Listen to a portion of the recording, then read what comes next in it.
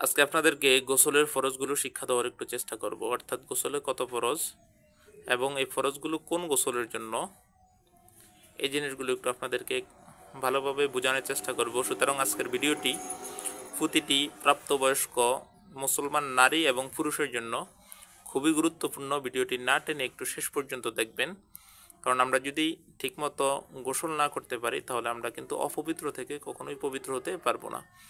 এই জন্য আশা করি কথাগুলো বুঝতে পারছেন। একটু ধৈর্য দিয়ে ভিডিওটা দেখেন, বেশি লং করবো না, ভিডিওটা সংক্ষেপে ছেড়ে দিব। ভিডিওটি শুরু করার আগে আমি ছোট্ট একটু অনুরোধ করি আপনাকে, আপনি যদি আমাদের চ্যানেল এবং পেজের নতুন দর্শক হয়ে থাকেন অবশ্যই চ্যানেলটিকে সাবস্ক্রাইব এবং ফেসবুক পেজটিকে ফলো দিয়ে রাখেন এমন গুরুত্বপূর্ণ নিয়মিত ভিডিও পাওয়ার জন্য। চলুন আমরা কথা না বাড়িয়ে ভিডিওর মেইন আলোচনায় আসতে পারি। আমরা জানি যে গোসলের ফরজ তিনটি। মূলত এই তিনটি ফরজ গোসলের জন্য।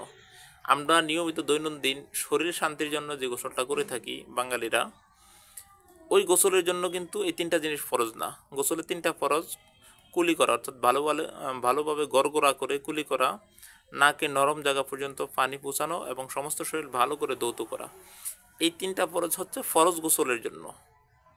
অর্থাৎ ফরজ গোসলের ভিতরে এই তিনটা কাজ না করলে কিন্তু আপনার ফরজ গোসল আদায় হবে না, আপনি পবিত্র হবেন না। এই তিনটা জিনিস হচ্ছে ফরজ গোসলের জন্য আপনার। কিন্তু নর্মালি আমরা দৈনন্দিন দিন যেই গোসল করে থাকি, গোসলের জন্য কিন্তু এই তিনটা জিনিস ফরজ না। ঠিক আছে? সুতরাং আমরা যদি মনে করি যে অনেকে আমরা ফরজ গোসল করার সময় তিনটা কাজ করি না, ভালো মতো কুলিও করি না, নাকে পানি দেই না, সমস্ত শরীর ভালোভাবে ধৌতও করি না, তাহলে কিন্তু আমাদের ফরজ গোসল আদায় হবে না। এবং যদি আমরা সুন্নত এবং মুস্তাহাব গোসলের সময় এই কাজগুলো করতে যাই তাহলে কিন্তু তাও ভালো করা, কিন্তু যেটা বাধ্যতামূলক করা বা ফরজ মুস্তাহাব গোসলের সময় তার শরীর শান্তির জন্য আমরা নিয়মিত যে গোসলটা করে থাকি যে ওটা করতে হবে বাধ্যতামূলক, এমনটা কিন্তু না। এই জন্য এই ফরজগুলো হচ্ছে আপনার ফরজ গোসলের জন্য।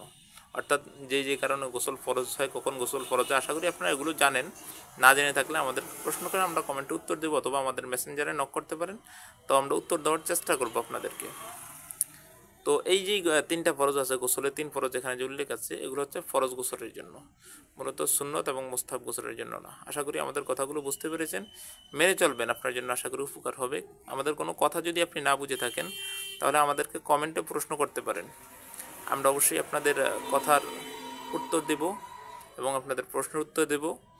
এবং আমাদেরকে মেসেঞ্জারে নক করতে পারেন, তাও আমরা উত্তর দেওয়ার চেষ্টা করব। এখনও যদি আপনি আমাদের চ্যানেলটিকে সাবস্ক্রাইব করে না থাকেন তাহলে চ্যানেলটিকে সাবস্ক্রাইব এবং ফেসবুক পেজটিকে ফলো দিয়ে রাখেন। ধন্যবাদ, ভালো থাকুন, আসসালামু আলাইকুম।